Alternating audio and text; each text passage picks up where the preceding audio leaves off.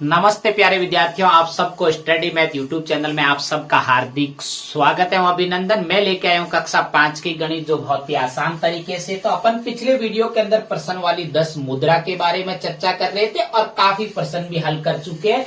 4 प्रश्न हल कर चुके हैं। आज अपन 5वां प्रश्न पढ़ने जा रहे हैं। बहुत ही आसान तरीके से पढ़ेंगे। चलिए आइए सबसे पहले प्रश्न को भली भांति समझते हैं कि प्रश्न के अंदर क्या दिया गया है और क्या अपन को पूछा गया, ये समझना बहुत जरूरी है। क्योंकि आप नन्हे मुन्ने बच्चे हो, इन बच्चों को जब प्रश्न समझ में आ जाएगा तो आप हल तो आसानी से कर सकते हो, क्योंकि कक्षा 5 बोर्ड के अंदर ऐसा प्रश्न जरूर आता है। तो चलिए आइए हल की शुरुआत करते हैं। उससे पहले अपन प्रश्न को पढ़ते हैं कि सुजल ने 5 किलो चावल 45 रुपए और 50 पैसे प्रति किलोग्राम के भाव से, मतलब कि आपको यहाँ पे समझ में आना चाहिए कि 5 किलो जो चावल है उसके आपको पैसे ये नहीं दिए गए हैं, ये तो दिए गए हैं प्रति किलोग्राम। मतलब 1 किलो के अपन को भाव दे रखा है कि 45 रुपए और 50 पैसे दे रखे। तो अपन सबसे पहले यहाँ पे लिखेंगे कि 1 किलो चावल, तो क्या लिखेंगे सबसे पहले 1 किलोग्राम चावल का मूल्य, तो ये अपन को दे रखा है कि 1 किलोग्राम जो चावल है उसका मूल्य अपन को दे रखा है। कितने दे रखे हैं? 45 रुपए और कितने पैसे दे रखे हैं? 50 पैसे दे रखे हैं। कितने दे रखे हैं? 50 पैसे दे रखे हैं। उसके बाद में अपन को तो पूछा है कि 5 किलो चावल का पूछा है, तो अपन लिखेंगे तो 5 किलो, कितने किलो? 5 किलोग्राम चावल का मूल्य, तो 5 किलोग्राम चावल का मूल्य ज्ञात करने के लिए अपन को क्या करना पड़ेगा? जो 1 किलो अपन को चावल दे रखा है उस चावल का अपन को 5 से गुणा करना है। तो कितना दे रखा है? 45 रुपए और 50 जो पैसे है उसको गुणा किसे करना है? 5 से ही करना है। भारतीय अंकों के अंदर ही गुणा करना है आपको। ऐसा नहीं है कि जो भारतीय अंकों के अंदर दे रखा है आप गणितीय अंकों में करोगे तो ये काम नहीं देगा। अपन को भारतीय अंकों के अंदर ही इसको गुणा करके आंसर लिखना है। तो पहले पैसे को गुणा करते हैं, तो 5 का 0 से गुणा करेंगे तो 0 आएगा। कितना आएगा?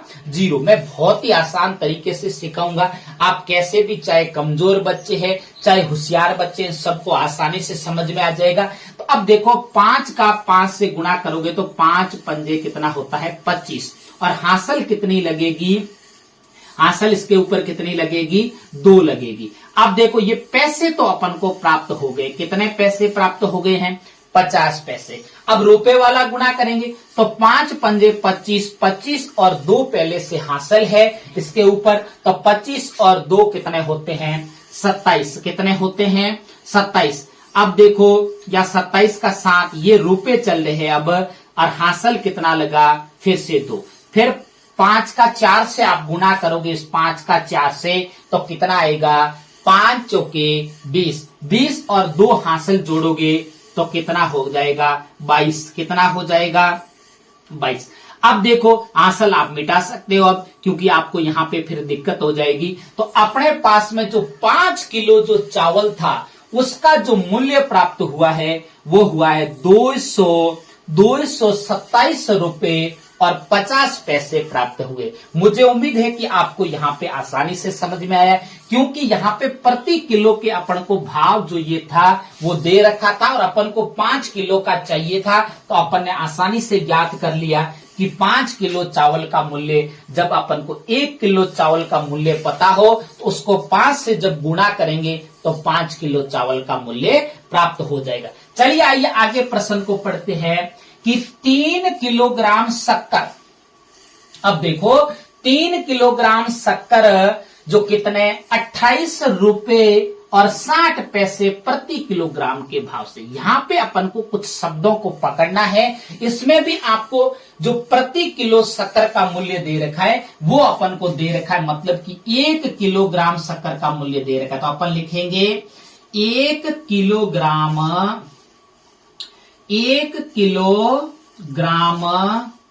शक्कर का मूल्य, 1 किलोग्राम शक्कर का मूल्य कितना दे रखा है अपन को, यहां पे दे रखा है देखो 28 तो रुपए हैं। कितने दे रखे हैं? 28 रुपए और 60 पैसे। 28 रुपए और 60 पैसे अपन को यहाँ पे 1 किलो जो शक्कर है उसका मूल्य दे रखा है। उसके बाद में देखिए अपन को तो कितने किलो शक्कर का मूल्य चाहिए? 3 किलो शक्कर का मूल्य चाहिए।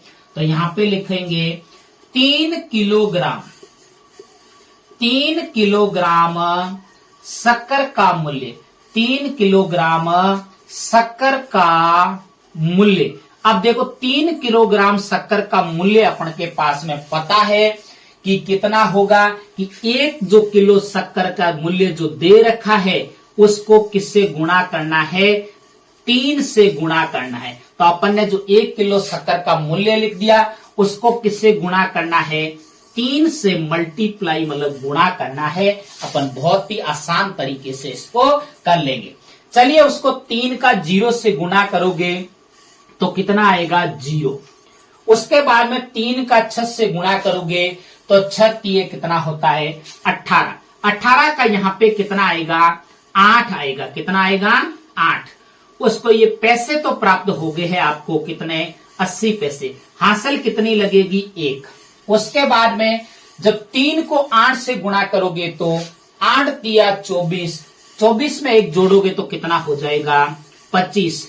अब देखो रुपए चल रहे हैं, 25 की हासिल कितनी लगेगी? 5 तो नीचे लिखा जाएगा और 2 कितना लिखा जाएगा? ऊपर हासिल के रूप में। फिर 3 दूने 6, 6 के साथ में जब 2 जोड़ोगे तो 8 होगा। कितना होगा? 8। 6 के बाद साथ में 2 जोड़ोगे तो 8 हो जाएगा। तो अपने पास में जो 3 किलो जो शक्कर थी उसका जो अपने पास में जो मूल्य है वो प्राप्त हो गया है। कितना प्राप्त हो गया है? 85 रुपए और 80 पैसे प्राप्त हुए। कितने हुए? 85 रुपए और 80 पैसे। अब देखिए उसके बाद में आगे प्रश्न पढ़ते हैं कि आगे प्रश्न में क्या पूछा गया है। अब देखिए आगे प्रश्न में पूछा गया है खरीदी, उसके पास अब शेष राशि, अब शेष राशि उसके पास में कितनी है? तो अपन लिखेंगे शेष राशि। तो अपन यहां पे लिख सकते हो बिल्कुल, ये इसका है, इससे मैं आगे करवा रहा हूं। ये देखिए ये उसका है। तो उसके पास, किसके पास? सुजल के पास शेष राशि।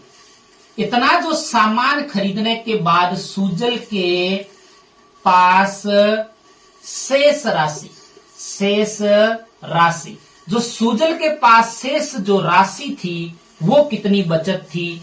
वो बचत थी देखो 245 रुपए और 60 पैसे उसके पास में। इतना सामान खरीदने के बाद में उसको शेष बचे तो लिखेंगे 245 तो रुपए और कितना? 60 पैसे। 60 पैसे ये उसके पास में क्या बचे हैं? शेष बचे। अब उसके बाद में प्रश्न क्या पूछा है? तो बताओ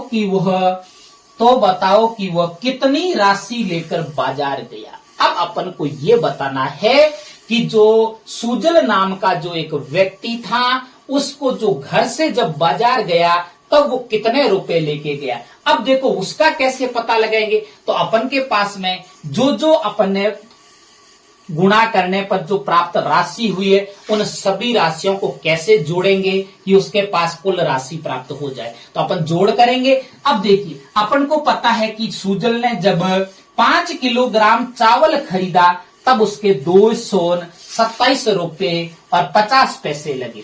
उसके बाद में उसने एक तो कहाँ खर्च किया? शक्कर में खर्च किया। तो शक्कर में जब खर्च किया तो उसके कितने रुपए? 85 रुपए और 80 पैसे की उसने शक्कर खरीदी और शेष जो राशि बची वो उसके पास में 245 रुपए और 60 पैसे। तो इन सबको अपन जोड़ देंगे कि एक तो शक्कर वाले 5 किलो के भाव को और एक आपके चावल वाले और एक शक्कर वाले 3 किलो के भाव को और एक इस भाव को तीनों को जब अपन योग करेंगे तो उसकी कुल राशि प्राप्त हो जाएगी। तो अब देखिए तीनों का योग करते हैं तो एक तरफ ऊपर लिखेंगे रुपए, एक तरफ क्या लिखेंगे पैसे। पहले जो अपने पास में प्राप्त था वो कितना था देखिए 227, तो यहां पे लिखेंगे 227, तो रुपए और पैसे कितने थे 50। उसके बाद में दूसरे नंबर पे शक्कर, शक्कर का जो मूल्य लगा 3 किलो का जो भाव लगा वो कितना था, यहां पे लिखेंगे देखो 5, 8 खाली रह गया तो 0 लगा देंगे और पैसे अपने पास में कितने हैं 80। उसके बाद में देखिए शेष जो राशि बची वो बची थी देखो पीछे से शुरू करेंगे ना 5, 4, 2 और उसके बाद में पैसे के नीचे पैसे भी पीछे से शुरू करना है आपको, ये हो गया। अब इन सबको जोड़ेंगे तो अपने पास में क्या प्राप्त हो जाएगा, कुल जो उसके पास में पैसे थे वो प्राप्त हो जाएगा। चलिए इसकी जोड़ करते हैं अपन, 0 का 0। अब देखो यहां पे कितना है 5 और यहां पे कितना है 8। आपको पता है कि 5 और 8 कितने होते हैं 13। कितने होते हैं 13 और 13 के अंदर जब आप 6 जोड़ोगे तो कितना हो जाएगा 19। कितना हो जाएगा 19 का 9 तो यहां और हासिल लगेगी यहां पे 1। उसके बाद में देखो यहां पे 7 है, यहां पे 5 है। 7 और 5 कितने होते हैं 12 और 12 के साथ में आप 5 जोड़ोगे तो कितना 17 और 17 में 1 जोड़ोगे तो कितने हो जाएंगे 18। 18 का 8 और फिर से हासिल लगे 1। उसके बाद में देखिए आपके पास में ये कितना है 2 और 8 कितने हो गए 10, 10 और 4 14, 14 और 1 हासिल कितना होता है 15। 15 का कितना लिखेंगे 5 और हासिल लगेगी फिर से 1। उसके बाद में 2 और 2 4 और 1 हासिल कितना होता है 5। अब देखो ये क्या है, अपने पास में जो रुपए थे वो रुपए प्राप्त हुए और पैसे थे वो पैसे प्राप्त हो गए। अब देखो उसके बाद में अपन को क्या लिखना है, अतः की लाइन लिखना है। अतः की लाइन क्या लिखेंगे अपन, अतः की लाइन है कि अतः सुजल क्या पूछा है, अतः सुजल कितनी राशि लेके बाजार गई। अतः सुजल घर से कितने रुपए 500 कितने हैं 558 रुपए, 558 रुपए और 90 पैसे लेकर बाजार गई। तो मुझे उम्मीद है कि आपको ये प्रश्न बहुत ही आसान तरीके से समझ में आया है। इसको अपन को थोड़ा बड़ा है, थोड़ा कठिन लगेगा क्योंकि ऐसा प्रश्न आपके 5वीं बोर्ड में आएगा। तो इसको जब बार बार आप प्रयास करोगे तो स्वतः ही सीख जाओगे, ऐसी कोई दिक्कत वाली बात नहीं है। इसमें अपन ने एक तो गुणा किया और एक उसमें क्या किया कुल टोटल योग किया। तो मुझे उम्मीद है कि आपको बहुत अच्छे से समझ में आया है। चलिए मेरे पढ़ाने का तरीका अगर आपको अच्छा लगे तो मेरे चैनल को सब्सक्राइब करना और आगे अपने प्यारे प्यारे दोस्तों को शेयर करते रहना। तब तक मेरे स्टडी मैथ